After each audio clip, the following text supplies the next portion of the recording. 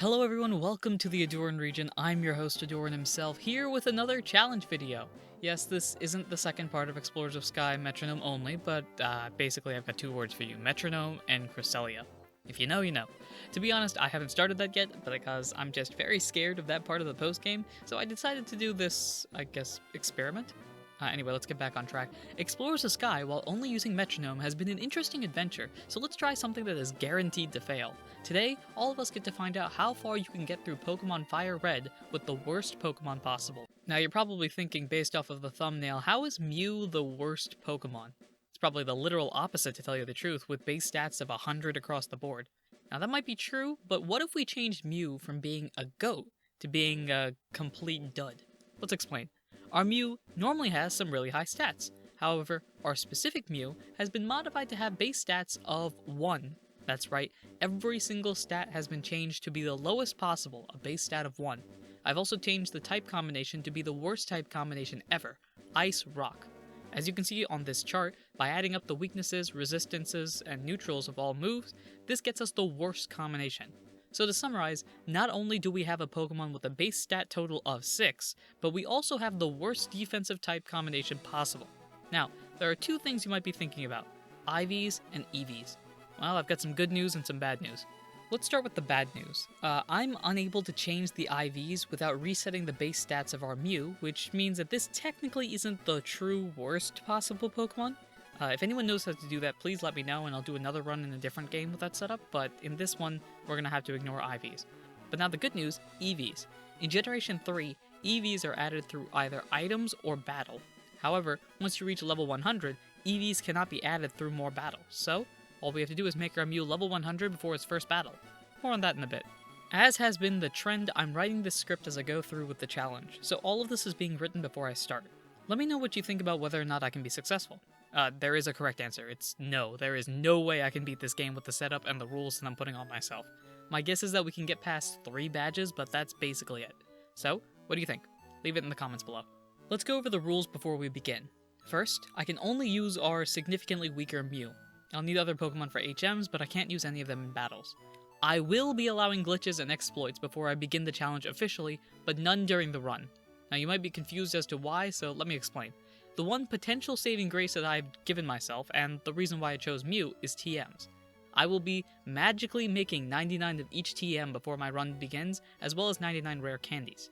Our movesets are as flexible as Mew can make them, and I also have Mew's actual moveset to use in the beginning. The rare candies will be used before the very first rival fight. Again, this is not a glitchless or cheat-free run, but simply to see how far the lowest base stats can take you in the game. I can't use any items in battle outside of held items, as this is a run to see how far we can go without outside assistance. I'm going to have a rough counter for attempts there. If I fail a battle a number of times with no attempt being really close, I'll call it there. Anyway, if you enjoyed the video, like, comment, subscribe, ring the bell, and do all those important things that you ought to do when supporting a YouTube channel. With that said, let's dive on in. I start off by modifying the game to basically get everything that I need. As I mentioned before, the stuff that's appearing magically are 99 of each TM and 99 rare candies. Now technically I only need 95 rare candies, but that's what I put down when I was making it, so that's what I'm rolling with. As you can see here, we've got everything that we need and are allowed to quote-unquote cheat in before the run begins. Everything else is up to me, Mew, and the game itself. So we start off pretty normally, with the professor telling us not to go into the tall grass, oh no, danger, dragging us to his lab where our rival B-Stats is chilling. And we get first choice of our starters between Squirtle, Bulbasaur, and Mew. We obviously take Mew because it's a legendary, then realize that we've been tricked into taking the worst Mew of all time. Oh well, it's just us together. I spend the next few minutes leveling Mew up to level 100 before the first rival fight. I'm also planning on not using any TMs until I have to, because the early part of the game should be possible even with terrible stats, due to just the raw power of Mew's moves. While we're waiting, do you see that symbol on the screen in the bottom center? That's the logo for Not a Scratch, my Pokemon Mystery Dungeon TTRPG actual play podcast that's quickly approaching the end of its second arc. It's getting near 40 episodes, so you should check it out if you're a fan of Pokemon, Pokemon Mystery Dungeon, Dungeons & Dragons, or just like hearing a story being played out. Seriously, I might be the host of it, but it's loads of fun to listen to, so I'd recommend it. Anyway, now that we've leveled up, here are our final stats. For a normal Pokemon, these are bad. For a level 100 Mew, they're downright miserable. Let me point out some comparisons of the stats to make this make sense. Assume neutral natures, max IVs, and no EVs. So our HP at 142 is the same as a level 88 Diglett, who has an HP base stat of 10. Our attack at 24 is the same as a level 47 Happini with a base stat attack of 5. Our defense at 16 is the same as a level 27 Chansey with a defense base stat of 5. Our special attack at 38 is the same as a level 65 Feebas with a special attack base stat of 10. Our special defense at 35 is the same as a level 43 Magikarp with a special base stat of 20 for a special defense. And our speed at 22 is the same as a level 42 Munchlax who has a speed base stat of 5. Basically, the TLDR, it's not great to basically sum it up. We do have a good moveset right now, though, of Mega Punch, Metronome, Psychic, and Ancient Power. It's not too shabby, though I'm not sure how long it'll last. The moves are good enough so that the fight goes well and we win the first rival battle easily. The early game will have us going at speedrun pace. It's the late game that I'm worried about. We do the whole parcel thing, get the Pokedex, and we fight the rival again. Again, our moves have a high enough base power that we don't have much to worry about. A couple of Mega Punches and we win the fight. One cool aspect of the run, because I'm already level 100, is that I don't need to fight everyone. In Viridian Forest, for example, you can avoid all but the very last trainer fight, so I decided to do so. As of now, there's no need to level up Twitter any higher, so experience isn't a thing. The only reason why I would battle would be to either get money or because the battle is mandatory. Speaking of mandatory, Brock. By the way, you might be wondering why I named my main Mew Twitter. You should follow me on Twitter. Surprise, surprise. Very creative name giving here. Anyway, our first test comes with Geodude. I attempt a Mega Punch but miss, and Geodude boosts its defense. Sure enough, a Mega Punch only takes it to about half health, though I quickly finish it off. I should point out that the Geodude was able to deal more than 1 damage to me, which is concerning seeing as the level distance is as big as it is. Next, the Onix. Honestly, since we've seen that our moves are slowly becoming outclassed, I just go for Psychic, which I will remind you is not Stab as we are Ice Rock, and take advantage of Onix's terrible special defense. We win the fight! That was surprisingly more stressful than I thought it was going to be. At this point, I head on out, get the running shoes, and make it through the mountains. Again, since Mew's already at level 100, I don't have to worry about battling everyone. We zoom through, then have a choice to either battle our rival or the gym leader. I decide to go for the rival battle first. The rival battle goes quickly, but we should point out that Pidgeotto and Rattata are both already faster than me. That's something we should note, though their levels are a bit higher than that of other Pokemon around the area. We win easily, though, and head up to Bill's place. While going up, we reach the 5th person on Nugget Bridge and get hit by a low kick. I'll remind you that we are an Ice Rock type, so it does massive damage. Luckily, fighting types aren't too important to the run. Oh, right. Well, let's hope we figure out something by then if we get there. We head to the first gym where Staryu gets a critical hit on their first Water Pulse and confuses me. I hit myself twice. Well, I wasn't expecting to faint so soon, but okay, time for a slight concern. I also forgot to save before the fight, so there goes 1,600 bucks. Hi everyone, this is Editing Ahdurin here. You may have heard me just say that Misty was the first gym. For some reason, that's what my script says too, despite the fact that it's clearly not. Apologies for that. Goodbye. Our second attempt goes better, but I'm still concerned. Staryu goes for the same moves as last time, but we don't get confused this time. Starmie hits harder, but we survive despite their healing, but we were at red health. They did have super effective moves, which explains a bit, but I'm still wondering how far we can actually go. Next on the list, Lieutenant Surge. Whoops, literally forgot about this rival fight, let's do that instead. At this point, most decent Pokemon are around our speed, so they're generally going first. A bit of a struggle, but overall we're able to win it. I also went back to an earlier route to get Nidoran as a 7th man for HMs. More importantly, I got a few other Pokemon, like a Diglett to use Cut to get back there, and a Jigglypuff because it's a goat. Alright, now let's go for Surge. I succeed the first time on the Lock Challenge and we get into battle. The battle goes really easily as we just throw rocks at the Pokemon. The biggest reason why we would lose are mainly just due to super effective moves, and Electric is not a type that we've got to worry about. So let's move on. Here's a random event. I hit a sheer cold on Metronome, which was something I wasn't expecting. We get into Rock Tunnel, but after the first battle, I can't run from a wild Mankey, so that's a death. I'm gonna go back and get some repels before I go forward, not in the mood to deal with wild Pokemon in here. I go back, get some repels, and continue to Rock Tunnel where I fool around and faint again. Look, at this point, I'm starting to realize we've already reached Code Red, so we've got to be more strategic about this stuff. Misclick. I feel like Trubbish. I'm at the end of the cave, too. We finally get out of the cave and head to Lavender Town. Let's go for Pokemon Tower and fight the first rival fight. Can we win? Nope. No shot with our moveset right now. We'll try again, but I'm not sure if I can be successful. Well, we somehow get the win with a lot of critical hits and super effective moves. I'm basically waiting for the moment where we'll have to constantly switch our moves out with the TM moves. As of now, we don't need to do it yet. We've got nothing else to do here, though, so let's head west. We head out west to Celadon City, and I immediately go to get the Eevee, which I named Drakion. Why? No idea. Anyway, Erica. Downside? Grass-type moves hit us hard. Bright side, about 99% of the Pokemon in that gym are also poison type, so there's definitely a chance. We head to the gym to battle the gym leader with this in mind. As you can see, it's just basically a lot of psychics and crossing my fingers that we don't faint. Luckily, we're able to succeed. After that, we head to the Rocket Hideout to take on Giovanni.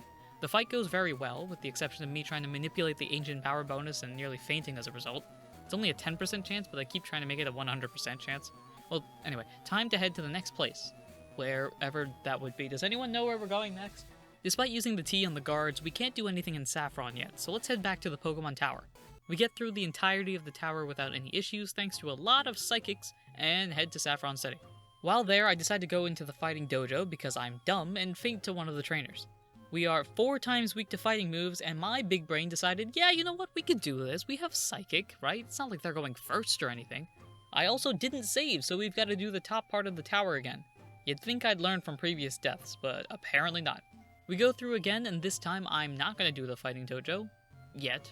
If ever. I don't actually know if I'm going to do that. Let's go see what Snorlax looks like. Yeah, Snorlax, as you know, is a very, very tough Pokemon, being generally around, if not higher, than what you're normally at when you first find Snorlax, so this is going to be an extremely easy catch. Okay. Let's move on. Now, I'm showing you this. This is just a random trainer fight that I accidentally got into, but look at this. Muck uses Sludge, which isn't very effective, and nearly knocks us out. I'm not sure how much farther the journey will last, but it's coming to an end very soon. We head to the Safari Zone and get the Gold Teeth and the 2 HMs before heading to Koga's gym. I think I'll have a better chance to win with our current setup here as opposed to Sabrina, so let's try it out. So I'm struggling right now, which isn't too surprising. It's time to use our resources. I'm going to change the moveset of Mew to fit the area that we're in. In this case, with a bunch of Psychic and Poison types, I'm going to add the most powerful moves that can beat those types. Our moveset right now is Shadow Ball, Psychic, Ice Beam, and Earthquake. Shadow Ball is for the Psychic types, Psychic for the Poison types, Ice Beam for the ground types, and Earthquake just because it's a powerful move and we can destroy everybody. Maybe. Let's see what we can do. As you can see, we're not able to do much of anything. Muck is just too powerful for us. I've got a few ideas though, and they require some prep. They mainly come from the one aspect of the game that we haven't really taken advantage of yet, held items. We could use a Pekka? Does anyone actually know how to pronounce this? Because I'm going very off script, so you can tell because I'm stuttering. But does anyone know how to pronounce the berry that heals you from poison? Is it Pecha or Pekka? You know what? In my normal playthroughs on the channel, I usually have a question of the day. Here's the question of the day. How do you pronounce that? Because in the podcast that I have, in all of the other Pokemon games that I've played, I've never understood how to pronounce it, so could someone clear that up for me, please? There's probably some definition that I've read 1,000 times, and I know I'm going on a tangent about a berry that at the end of the day may or may not even be useful, but does anyone actually know, like, how to pronounce that? Because I feel like I should know as a Pokemon fan, but I don't, and anyway, let's get back on track. We could use I'm gonna call it Pecha. We could use a Pecha berry, which would heal us from poison. But what I'm preparing for is a special item, Leftovers. Each turn we heal a little bit from Leftovers, which might give us the staying power we need. For this though, we need 30 Pokemon in our Pokedex registered, and then getting an item finder. While looking for Pokemon and getting the Leftovers, I thought about different strategies that I could use to benefit us. Now I've got 3 in mind as of this point. The first, of course, is the Leftover strategy that we've talked about. The second one we've also talked about is holding the Pecha berry, which would get rid of the poison the first time that we get it. The third one is a wild one that I don't think I've actually thought about before. I could use the Quick Claw to potentially go first. Now this isn't a guarantee though, as there's only a small chance of this effect activating. I think it's around 20%. Let's try a few of those and see what happens. After 4 attempts of the Leftover strategy, you can see the closest one here, it's just not working. It's close, but it's not working. Here's 4 attempts of the Pecha strategy, and again, the closest one here, but it's clearly not working either. Let's try the Quick Claw. Here's 4 attempts of the Quick Claw strategy, and all 4 of them were extremely close. It's the best one we've got so far off of this extremely small sample size, so let's keep going with this. 4 more attempts later, and this really isn't working, so I've got one other idea that may or may not work. Let's see if we can get past Sabrina's gym. We might have a shot there. Now to get to Sabrina's gym, which I completely forgot, we've got to get through Silphco. There are 2 major fights in this place, the Rival fight and Giovanni fight.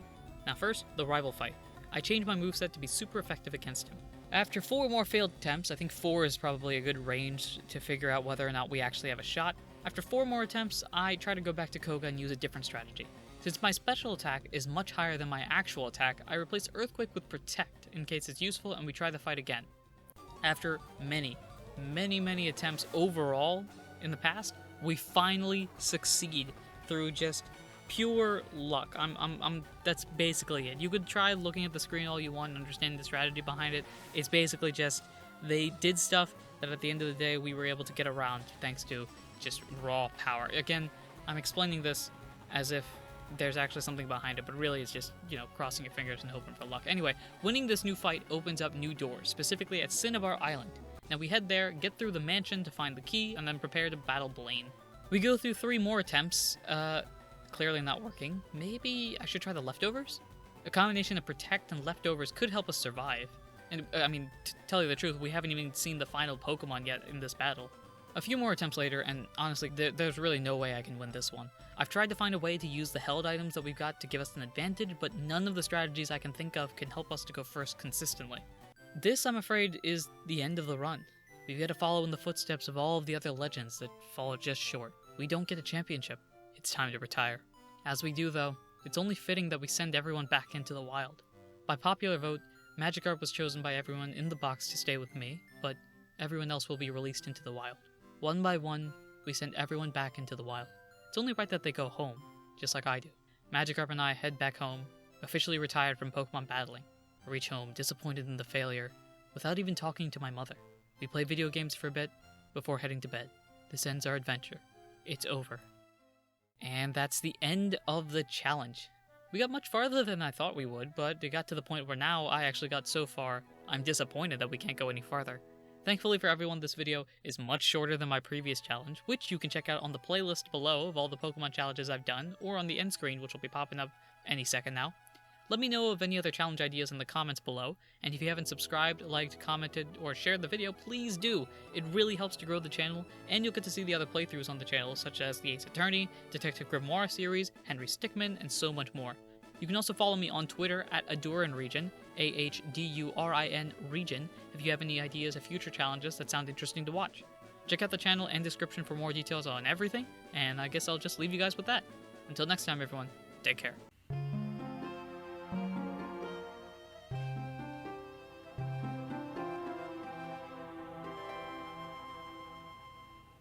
Revival. Bring back revival.